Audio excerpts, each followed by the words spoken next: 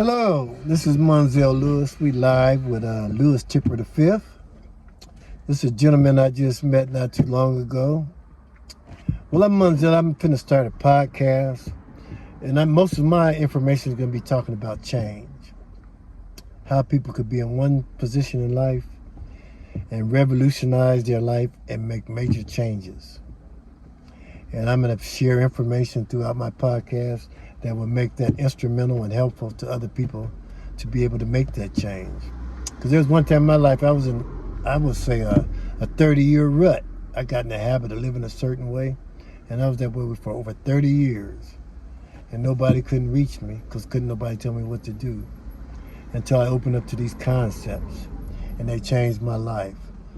And the first thing is, a lot of times we're in a rut and we don't even know it.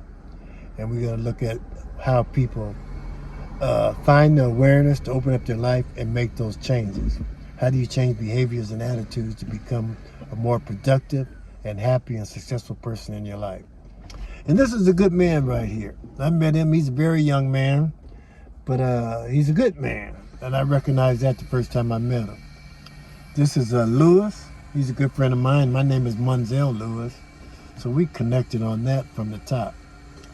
But we're going to talk about some of his life, and he's going to share some things that have helped him make major changes in his life.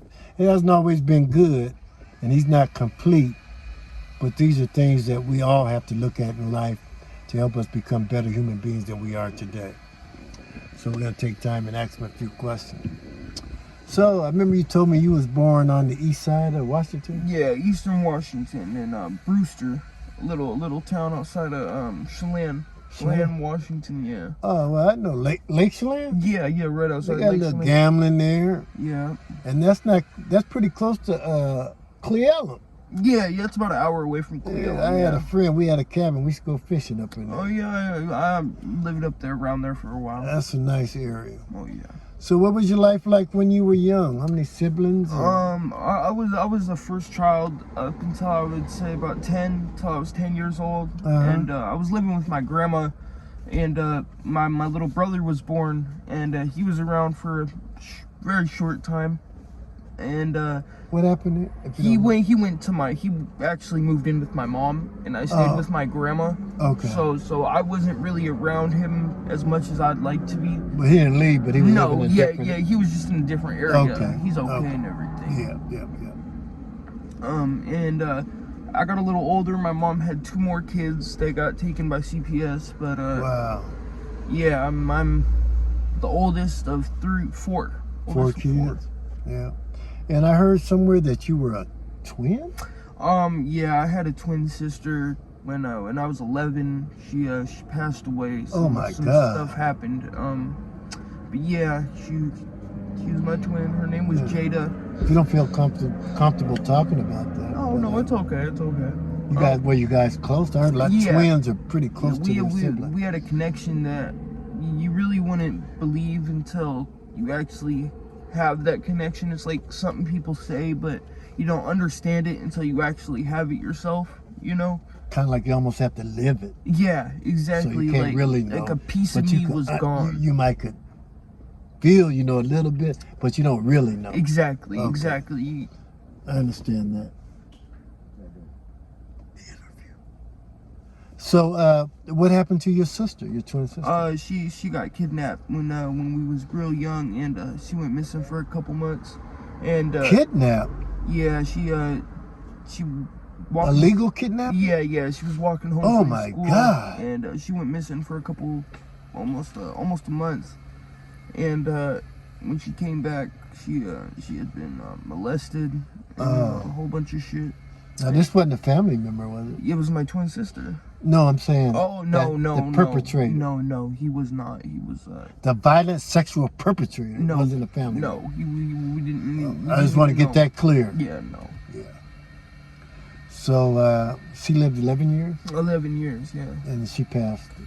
She committed suicide. Oh my God, that must have been very tough on you. Yeah, it was. It still is tough. You still have a lot of feelings. Yeah, I had to do a lot of reflecting. Yeah. Have you been to counseling or anything? Yeah, I have a couple times. Has that been effective? 'Cause a lot of people say like counseling, they just tell you what to do. At first, I wasn't into it, but then I got this one counselor. She was real cool, and she ended up passing away. And ever since then, I really didn't want to get back into it. So I built a relationship with her, you know, like a serious relationship, and I didn't want to restart with some other person, you know. Well, tell me this: did you have any breakthroughs? I mean, did she share something that you went to the next level in life on learning from her? Oh yeah, I would say almost like in a spiritual awakening. Wow. She let me get in touch with my inner self, like with just everything, with all of it. That sounds like God working in your life. And that's around the time where I really started believing in a higher power. I wouldn't necessarily say God, but there is something out there looking over and helping us. That's for sure. So let's get this for the record. You don't believe in God? I do believe in God, but you're saying that wasn't God at that time. I don't know if it was God. I just know that there is something out there that is more to what it is. Okay. You know, I'm just gonna say alhamdulillah to my Muslim brothers. I do believe in God now, but at the time I did not. I did not believe in God in any way. Well, we're just sharing information. Yeah. And people have their own beliefs and opinions and attitudes and points of view. And we're not never going to, on my podcast, we're never going to force anybody to have a certain point of view. You be who you are, you gain information, and you learn from it, and you make the best you could possibly be. Amen.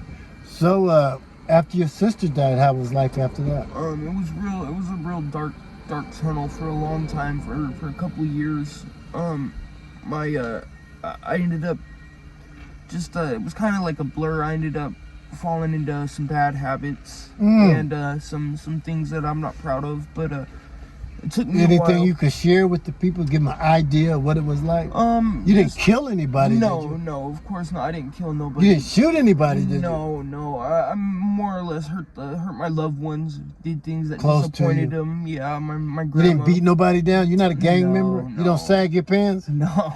Nah, this is a good brother. This is a good brother here. But it took a long time for me to make amends with the people that I hurt. Yeah, but you did make those amends. Yes, I did. And that's the most important thing. We're working on it from there. Yeah.